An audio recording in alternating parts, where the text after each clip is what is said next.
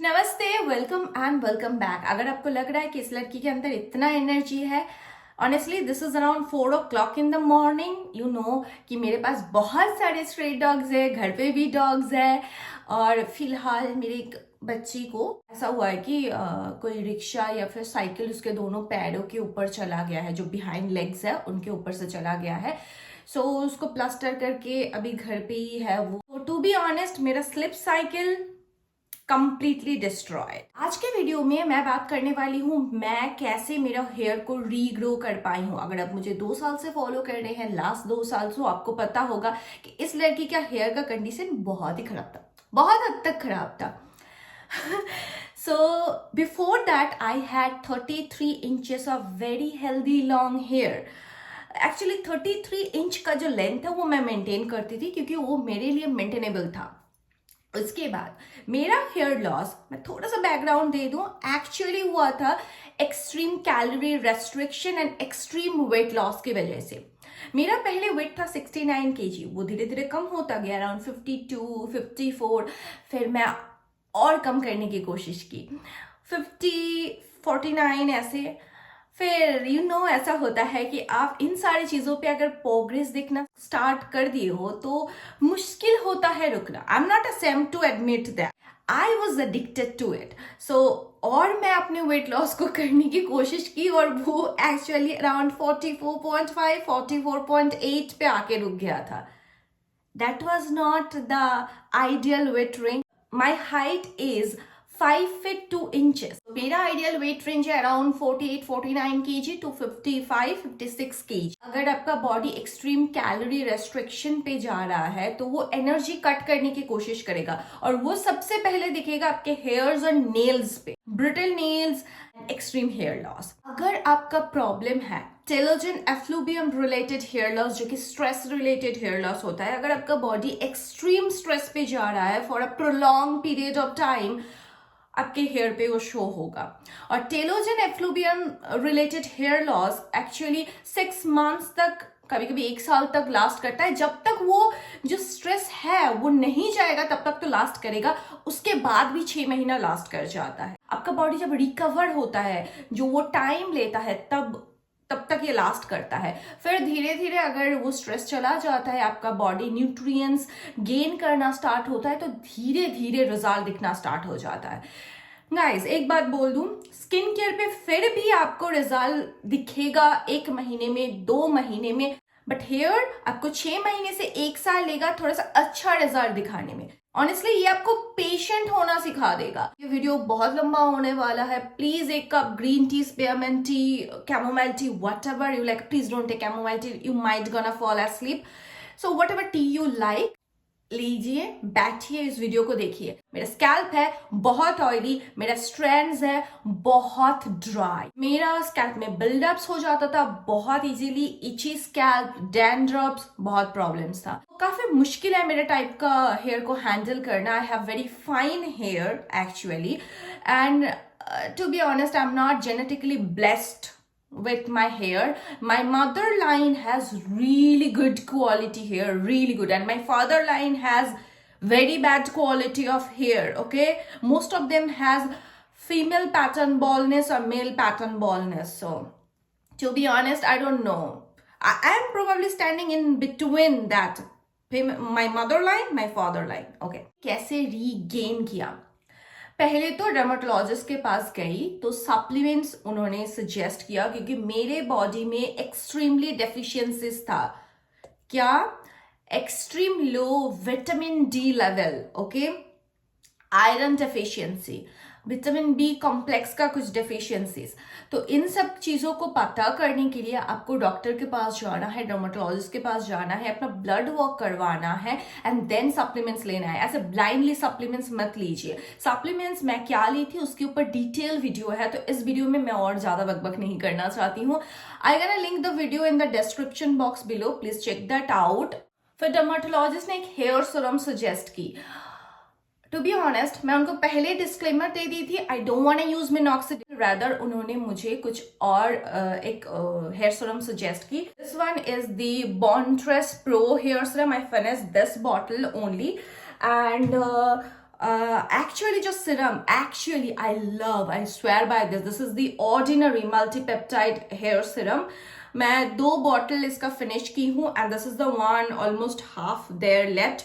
Actually ये खुला हुआ ऑलमोस्ट 10 months हो गया है. I need to finish this one because 1 साल के अंदर मुझे इसको फिनिश करना है.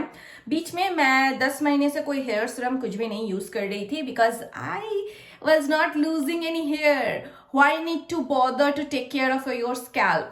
यू नो, हम होते हैं ना, जब प्रॉब्लम होता है तभी हम मतलब बहुत सारी चीजें अप्लाई करते हैं. हम लोग मेंटेनेंस के बारे में कभी नहीं सोचते हैं. I am not ashamed to admit that yes I didn't at all thinking about maintenance, to be honest. Hair serum के ऊपर मेरा एक डिटेल वीडियो है, so I don't wanna talk a lot about this.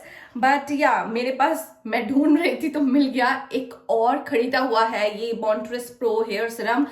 I don't wanna waste my money. I wanna use this. मैं इसको completely finish करने वाली हूँ. Then also yeah, I tried some other serums for my hair. Because you know, I wanted to try because some of them are really popular and some people can swear by this product, so I tried. Actually didn't work for me. So अगर आप चाहते हैं कि मैं hair serum जो काम किया है, जो काम नहीं किया है, उसके ऊपर वीडियो बनाऊं, तो प्लीज मुझे कमेंट करके बता दीजिए, देन मैं डेफिनेटली बनाऊंगी. सो इसको फिनिश करना है. अपना पैसे प्लीज मत बर्बाद कीजिए. और वो हाफ बॉटल है उसको भी फिनिश करना है because now I want to grow my hair in the sense I want to take care of my hair. So मैं 1 साल में कोई trimming नहीं की हूँ because I wanted to show you the result I got. बहुत सारे लोग मुझे पूछते हैं स्पेशली जिम में कि 1 साल में इतना लंबा कैसे हो गया तुम्हारा हेयर, क्या कर रही हो. Actually I was also shocked कि 1 साल में इतना लंबा कैसे हो गया. 1 साल में कैसे इतना लंबा हो गया, इसके पीछे भी रीजन है. You know, I started that approach कि सब कुछ खाऊंगी मैं अब से. तो इस चक्कर में मेरा वेट काफी गेन हो गया था. आई became 59 kg. But I didn't bother because this time my main goal was here. You know, हम लोग कभी ऐसे हो जाते हैं, हम कभी मेंटेनेंस के बारे में सोचते नहीं है. हम गोल फोकस्ड हो जाते हैं कि एक जगह पे प्रॉब्लम हो रहा है, ओके इसको सॉल्व करो. बट उसकी वजह से अगर दूसरी जगह पे प्रॉब्लम आ जाते हैं, हम इसके बारे में नहीं सोचते हैं. Honestly I became 59 kg. That was a good thing actually. I gain some weight. मैं एक फियर में थी ऑनेस्टली कि वेट गेन हो जा रहा है, मेरे कपड़े मुझे नहीं आ रहे हैं. I was decluttering my closet yesterday and half, शायद 1/4 मैं declutter कर पाई हूँ. मैं आपको वीडियो शो करनी हूँ. Yeah, this many jeans actually they bought from Zara. I know they costed me hell lot of money. I need to declutter all of them. So guys, yeah, weight gain. अगर आप healthy hair चाहते हो तो आपको ideal weight range पे होना है आपके height और age के according. तो आपका hair काफी अच्छा रहेगा. ये नहीं है कि आपको बहुत गेन करना है. अगर आप फैट हो, अगर आपको लग रहा है कि आप फैट हो, आप आइडियल वेट रेंज में नहीं हो, बट आप हेल्दी हो, you don't need to lose because society आपको बोल रहा है, ट्रेंड ऐसा है कि you just have to be so slim and so tone, hourglass figure, वो ये एंड वो. No no no no no no no. अगर आप हेल्दी हो, आप कॉन्फिडेंट हो, you don't need to get bothered by others. Okay, so जब मैं जिम ज्वाइन की थी, my weight was around 57 point something. I was looking fat. Actually, मेरा वेट गेन मेनली फैट से हुआ. मुझे बेस्ट रिजल्ट दिखना स्टार्ट किया जब मैं जिम जाना स्टार्ट की. पहले ही नहीं, मैं जिम ज्वाइन की थी मार्च एंड 2024 से. ऑल्दो तभी तक हमको जिम क्या चीज है, जानना कैसे करते हैं, ये सब सीखने में चला जाता है. I am not talking about that. So मुझे रिजल्ट मिलना स्टार्ट हुआ था कुछ अराउंड एंड ऑफ अगस्त सितंबर से. मैं दिखना स्टार्ट की थी, मेरा हेयर बहुत ग्रो कर रहा है, उतना ड्राई ब्रिटल नहीं लग रहा है. I was only shampooing my hair. कल कोई भी कंडीशनर हेयर मास्क नहीं यूज करती थी. Okay, but my hair was really good in condition. Actually I started going to gym to release my stress upon something. वो जो weights था ना, उसमें मैं अपना स्ट्रेस को रिलीज करना चाहती थी, जितना हो सके मैं अपना स्ट्रेस रिलीज करना चाहती थी। अभी जिम ना जाऊं तो स्ट्रेस हो जाता है। Exactly, gym was my me time. Honestly gym was my me time. Still ना, gym is my me time. मैं जिम जाना कोई भी गोल सेट करके नहीं स्टार्ट की थी, मैं इसलिए जिम जाती थी। I am not ashamed to admit that, ताकि कोई कुछ फ्रेंड्स बन जाए, शाम को बातें करने का मौका मिले, जाऊं थोड़ा सा एक्सरसाइज करूं ताकि गिल्ट फील ना होए कि मैं कुछ नहीं की। और वहां जाने के बाद मतलब ये मम्मी का कैंसर, लाइफ में इतना सब कुछ चलना, मनी, और अभी मतलब मैं घर के अब पूरा हाउस होल्ड को चला रहे हो ऐसा, तो ये सारा रिस्पॉन्सिबिलिटी आई वॉज मतलब trying to get out of that. So इसलिए मैं जिम जाना स्टार्ट की। And honestly stress matters. अगर आपका हेयर लॉस हो रहा है तो please try to find out कि आप किसी चीज में डिप्रेस्ड हो, स्ट्रेस्ड आउट हो। एंड टू बी ऑनेस्ट, मैं मेरा पूरा ब्लड वर्क करवाई, हार्मोनल प्रोफाइल टेस्ट की। This is expensive to be honest. I did it in Chennai Apollo. So yeah, my cortisol is borderline high, and my thyroid is a little bit high. It's around 5.1 TSH level, but doctor didn't give me any kind of medication last year. So this year मैं फिर से करवाने वाली हूँ. Let's see he gonna prescribe me some kind of medication or not. My endocrinologist. Another thing that helped me so much, I didn't know that actually this was the thing that was causing me all the build-ups and dandruffs in my scalp. मैं पहले ऐसा होता था ना कि एक trend चलता था कि मतलब आपका लंबा हेयर है, लंबा हेयर करना है, so you shouldn't wash your hair. You should wash it once or twice a week. अगर ज्यादा हेयर वॉश करोगे तो हेयर खराब हो जाएगा। टू बी ऑनेस्ट, जब मेरा बहुत लंबा हेयर था उससे भी अच्छा अभी मेरा हेयर क्वालिटी है। यू कैन सी मैं फ्रिक्वेंटली हेयर वॉश करना स्टार्ट की, लाइक एवरी अदर डे, क्योंकि जिम जाने से ऐसा होता ना कि मेरे स्कैल्प में मुझे पसीने बहुत ज्यादा आते हैं, बहुत ही ज्यादा, तो स्कैल्प बहुत ज्यादा मतलब ऐसा हो जाता था। मैं कैप पहन के जिम करती थी, मतलब ऐसा हो जाता कि अभी अभी नहा के वापस आई हूँ, ऐसा लगता था। तो इसलिए मैं बहुत फ्रिक्वेंटली हेयर वॉश करना स्टार्ट की, लाइक एवरी अदर डे। और इसी चीज में मैं नोटिस की मुझे डैंड्रफ्स के लिए अलग से कुछ करने का और सोचने का जरूरत नहीं पड़ता है। मेरा जो बिल्डअप्स प्रॉब्लम, मैं ऐसे कभी कभी इची होता था ना, तो ऐसे करती थी, अगर इस हैंड पे अगर नेल्स होता था ना तो पूरा ऐसे सफेद बिल्डअप से भर जाता था। आई वॉज थिंकिंग वो इसके लिए ऐसा स्कैल्प का ये जो स्क्रब है ये सब यूज करने की जरूरत है। कुछ नहीं करने का जरूरत है हो रहा है मुझे अभी। मैं जस्ट हेयर वॉश करती हूँ।